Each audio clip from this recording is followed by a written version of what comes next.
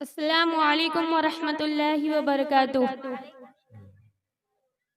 نحمده ونصلي على رسوله الكريم أما بعد فقد قال الله تبارك وتعالى في القرآن المجيد أعوذ بالله من الشيطان الرجيم بسم الله الرحمن الرحيم ذلك الكتاب لا ريب فيه هدى للمتقين وقال النبي صلى الله عليه وسلم خيركم من تعلم القرآن وعلمه۔ الہی رونق اسلام کے سامان پیدا کر، الہی رونق اسلام کے سامان پیدا کر، دلوں میں مومنوں کے الفت قرآن پیدا کر۔ اسٹیج پر رونق افروز بزرگان دین اور حاضرین جلسہ، آج کی اس محفل میں اور آج کے اس مبارک اجلاس میں میرا موضوع سخن دنیا کی سب سے پاکیزہ اور مقدس کتاب قرآن پاک ہے۔ ہمیں چڑھتے ہوئے سورج کی طرح یقین ہے کہ اس کا ایک ایک حرف سچا اور صادق ہے۔ وہ قرآن پاک جس کی زبان مقدس، بیان مقدس اور جو فصاحت و بلاغت کا ٹھاٹے مارتا سمندر ہے، جس کے متعلق ارشاد ربانی ہے کہ قرآن پاک وہ کتاب ہے جس کے صادق اور برحق ہونے میں کوئی شک و شبہ نہیں، جس کے بارے میں محسن انسانیت حضور پاک صلی اللہ علیہ وسلم نے ارشاد فرمایا کہ تم میں سے سب سے بہتر وہ شخص ہے جو قرآن کو سیکھے اور سکھائے۔ خداوند قدوس سے دعا ہے کہ ہم سب کو قرآن پاک کی دولت سے مالا مال فرمائے۔ قرآن پاک رب ذوالجلال کی طرف سے عطا کردہ وہ حسین تحفہ ہے جس نے 23 سال کے قلیل مدت میں پورے عالم میں وہ انقلاب برپا کر دیا کہ بڑے سے بڑے فصاحہ، بلاغہ، اتباع، شعراء حیران رہ گئے، جس کی آیتوں کو سن کر پتھر دل موم ہو گئے۔ محترم حضرات، یہی وہ قرآن ہے جو رہتی دنیا تک کے انسانوں کے لیے سراپا ہدایت و رحمت ہے۔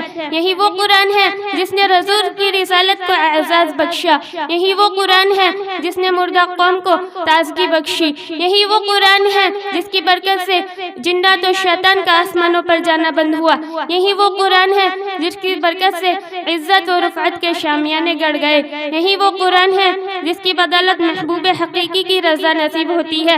یہی وہ قرآن ہے جو سچائی اور امانت داری کا درس دیتا ہے۔ یہی وہ قرآن ہے جس کی نظیر پیش کرنے سے ساری دنیا عاجز و قاصر رہی۔ یہی وہ قرآن ہے جس کی بدولت عمر فاروق رضی اللہ عنہ کو ایمان نصیب ہوا۔ یہی وہ قرآن ہے جس کی نظیر پیش کرنے سے عرب کے فصاح بلاغ زمان دانی کا دعویٰ کرنے والوں نے گھٹنے ٹیک دیے۔ یہی وہ قرآن ہے جس کی تلاوت کے واسطے دلوں میں فرحت اور بشاشت کا سامان ہے۔ یہی وہ قرآن ہے جس نے ذہنی قوتوں کو جلا بخشا۔ یہی وہ قرآن ہے جس کی برکت سے اجڑے چمن میں بہار پیدا ہوئی۔ مگر افسوس صد افسوس، ہمارے آج کے نازک دور میں حافظ قرآن کو فضول سمجھا جاتا ہے، اس کے الفاظ کے رٹنے کو حماقت بتلایا جاتا ہے۔ کہا جاتا ہے کہ اس کا رٹنا اور بے سمجھے پڑھنا بے سود ہے۔ اس قرآن پاک کے بارے میں ہمارا یہ خیال جس کے بارے میں شہنشاہ بطحہ جناب محمد صلی اللہ علیہ وسلم نے ارشاد فرمایا اقرا وارتقی رتل کما کنت ترتل فی الدنیا فإن منزلک عند آخر آیت تقرأها۔ قیامت کے دن حافظ قرآن سے کہا جائے گا کہ قرآن پڑھتا جا اور جنت کے مقام پر چڑھتا جا، اور ٹھہر ٹھہر کر پڑھ جیسے کہ تو دنیا میں ٹھہر ٹھہر کر پڑھتا تھا، بس تیرے مقام اور ٹھکانہ وہی ہے جہاں پر تو آخری آیت پر پہنچے۔ الحمدللہ رب العالمین والصلاة والسلام على رسوله الكریم، اما بعد فاعوذ باللہ من الشیطان الرجیم، بسم اللہ الرحمن الرحیم۔ قال اللہ تعالی فی القرآن المجید والفرقان الحمید وإلہکم الہ واحد لا الہ الا هو۔ وقال النبی صلی اللہ علیہ وسلم ان اللہ حرم علی النار من قال لا الہ الا اللہ۔ آج مجھے جس موضوع پر لب کشائی کرنے کا موقع ملا ہے وہ ہے کلمہ طیبہ کا مقصد۔ سامعین کرام، کلمہ طیبہ اسلام میں داخل ہونے کا مین دروازہ ہے۔ جو شخص کفر سے اسلام میں اور شرک سے توحید میں داخل ہونا چاہتا ہے، اگر وہ یہ کلمہ سچے دل سے پڑھ لے تو وہ مسلمان ہو جائے گا۔ اس مبارک کلمے کے دو حصے ہیں، پہلا حصہ لا الہ الا اللہ اور دوسرا حصہ محمد الرسول اللہ۔ اسامین کرام، پہلے حصے میں اگرچہ 4 لفظ ہے لیکن اس میں پورے دین کی ترجمانی موجود ہے اور اس لا الہ الا اللہ کے معنی ہے نہیں ہے کوئی معبود مگر صرف ایک اللہ۔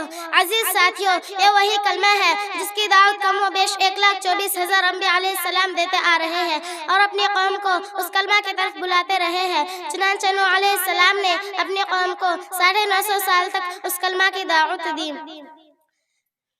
اسی طرح ہود علیہ السلام نے، حضرت ادریس علیہ السلام نے بھی اس کلمہ کی دعوت دی، حضرت اسحاق علیہ السلام نے بھی اس کلمہ کی دعوت دی، حضرت موسیٰ علیہ السلام نے بھی اس کلمہ کی دعوت دی، حضرت عیسیٰ علیہ السلام نے بھی اس کلمہ کی دعوت دی، اور سب سے آخر میں میرے اور آپ کے پیارے محبوب حضرت محمد صلی اللہ علیہ وسلم نے بھی اس کلمہ کی دعوت دی اور فرمایا یا ایھا الناس قولوا لا الہ الا اللہ وتفلحوا، اے لوگو لا الہ الا اللہ کہو تم کامیاب ہو جاؤ گے۔